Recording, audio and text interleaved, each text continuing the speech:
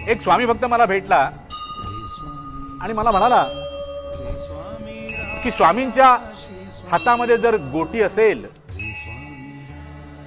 स्वामींच्या हातामध्ये जर गोटी असेल तर ते अशुभ लक्षण आहे का? श्री स्वामी समर्थ, श्री स्वामी समर्थ। महत्वाचा प्रश्न इथे हा आहे की श्री स्वामी समर्थ देव हे परब्रह्म असल्याने ते शुभ अशुभाच्या पलीकडे आहेत। ते शुभ अशुभाच्या पलीकडे आहेत। त्यांच्याकडे शुभ अशुभ असं काहीच नाही, ते आहेत आणि ते तुझ्यावर कृपा करतात। मी त्याला म्हटलं, अरे बाबा, ज्याने कोणी तुला हे सांगितलं आहे किंवा ज्याने कोणी तुझ्या मनामध्ये हा विषय भरला आहे की स्वामींच्या हातामध्ये गोटी असेल तर ते अशुभ लक्षण आहे, स्वामींच्या